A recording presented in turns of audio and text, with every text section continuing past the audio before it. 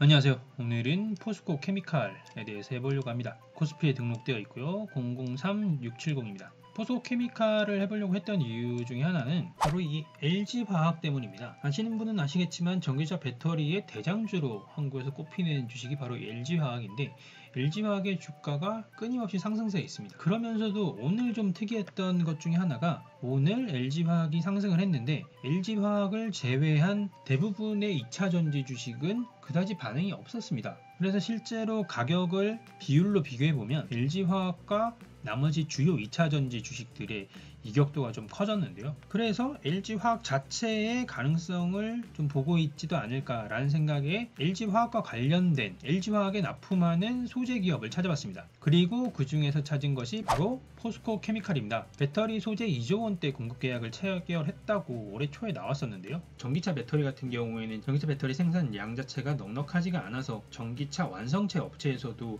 이 배터리에 대해서 문제가 심각한데, 그렇다라고 하면 이 배터리 업체에서도 안정적인 자재를 공급받는 네트워크가 필요하겠죠. 그런 관점에서 포스코 케미칼과 이런 공급 계약건을 체결한 것으로 보여지고요. 물론 이 같은 재료는 이미 다 소진되었을 수도 있습니다만, 2분기 실적, 이런 실적이 다가오면 다가올수록 LG화학이 견실한 성장세를 가져간다라고 하면 LG화학에 납품하는 업체들도 견실한 성장세를 보여줄 것으로 기대가 될 수도 있겠죠. 그래서 한번 먼저 알아봤습니다.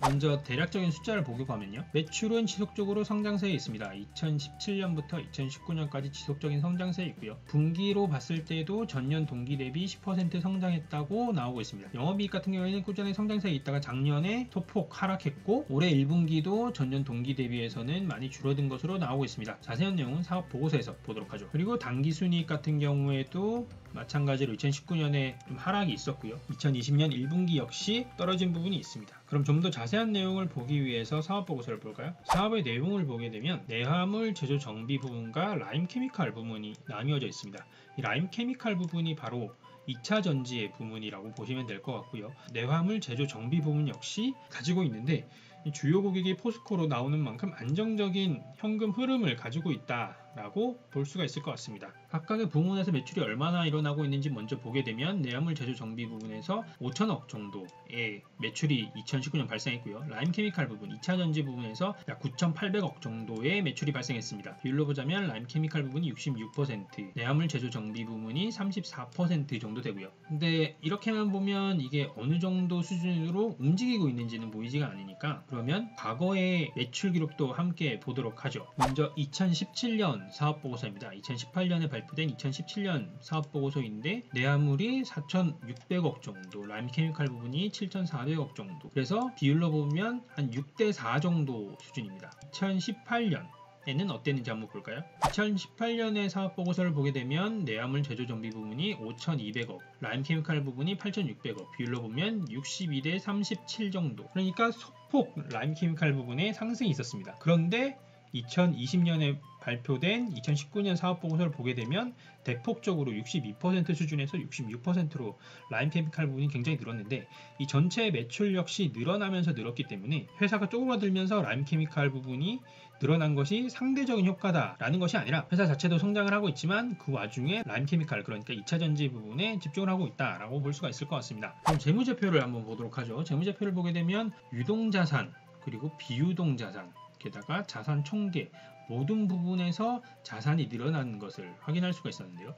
유동자산의 경우 재작년에 4,400억 정도였는데 작년에 6,500억 정도, 비유동자산의 경우에도 재작년에 5천억 정도였는데 작년에 1조 원 정도. 그래서 자산 총계로 보자면 48기인 2018년에는 9,500억 정도였는데 49기인 2019년에 1조 7천억으로 2배 정도 뛰었습니다. 그래서 이것을 좀 추정을 해보면, 이미 뉴스에 많이 나왔던 내용이긴 하지만 포스코 케미칼은 포스코의 2차전지 관련 회사들을 흡수 합병했습니다. 2019년에 흡수 합병하면서 자산이 굉장히 늘었고요. 앞에서 우리가 쭉 봤던 것처럼 라임 케미칼 부분, 그러니까 2차전지의 매출이 계속해서 늘어날 수 있는 부분은 포스코 그룹의 2차전지 역량을 포스코 케미칼에 집중을 하고 있기 때문에 그렇게 볼 수 있을 것 같고요. 아직까지는 시너지다까지는 모르겠지만 어쨌거나 더해진 가치가 2019년에 나타나서 2019년에 자산의 가치가 굉장히 뛰었다라고 보면 될 것 같습니다. 부채나 자본 여러 가지 면에서 다 그렇고요. 그런 면에서 매출의 성장세를 본다라고 하면 47기에서 48기, 48기에서 49기 늘어난 양으로 봤을 때 49기에 늘어난 양이 그렇게 만족스러운 부분은 아직 아니긴 합니다. 본격적인 시너지 효과가 난다고 보기에는 이런 면이 없지 않아 있을 것 같고요. 그리고 앞에서 봤던 LG화학과의 2조 원 거래 이런 것들도 계약만 체결됐을 뿐이지 실제 매출이 아직 발생하진 않았을 수 있으니까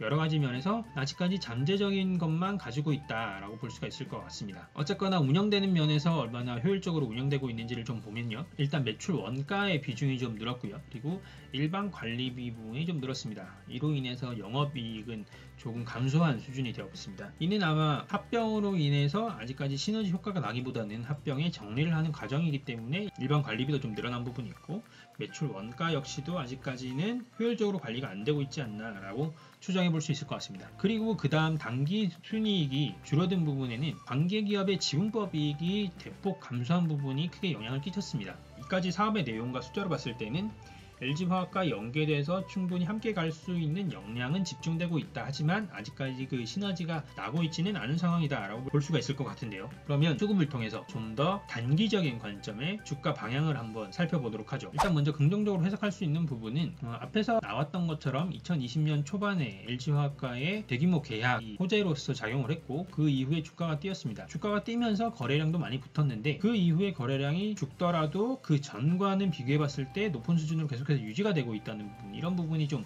긍정적인 부분으로 볼 수 있을 것 같습니다. 다만 지금 포스코케미칼의 주가 흐름을 계속해서 보면 아주 급격한 상승이나 급격한 하락 같은 것은 없습니다. 그래서 사실 단타로 재미를 보기는 쉽지 않은 주식인 것 같고요. 그리고 주봉으로 봤을 때는 지금 이번 주에 10% 정도의 상승이 있었기 때문에 다음 주에 높은 수준의 상승을 기대하기는 어려울 것 같습니다. 하지만 장기적으로 본다면 다음 주 주중에 매수를 한다라고 하면 스윙 투자로 봤을 때 충분히 수익을 낼 수 있는 수준으로 흘러갈 수 있지 않을까라고 생각을 하고요. 그래서 포스코케미칼은 데이 트레이딩의 관점으로 봤을 때는 크게 재미가 없을 것 같아서 그런 관점으로 접근하는 건 좀 아닐 것 같긴 하고요. 좀 장기적인 관점에서 지속적으로 살펴봐야 하지 않을까라고 생각이 듭니다. 그리고 또 하나의 포인트로 잡자면 최근 기준에서 봤을 때 신고가에 굉장히 가까이 다가가 있습니다. 만약에 다음 주에 수급이 붙으면서 오른다라고 하면 65,000원인 지난 2월의 최고가를 뚫고 올라갈 수도 있지 않을까라고 생각을 하고요. 그런 면에서 다음 주에 포스코케미칼을 좀 집중해서 봐야 되지 않을까 생각합니다. 오늘은 LG화학에 관련된 주식으로서 포스코케미칼을 한번 알아봤습니다. 다음 주에 LG화학의 주가와 함께 포스코케미칼을 한번 지켜보는 것도 수익을 위해서 좋은 선택이 아닐까 싶고요. 저는 그럼 다음에 새로운 주식과 새로운 정보로 찾아뵙도록 하겠습니다. 감사합니다.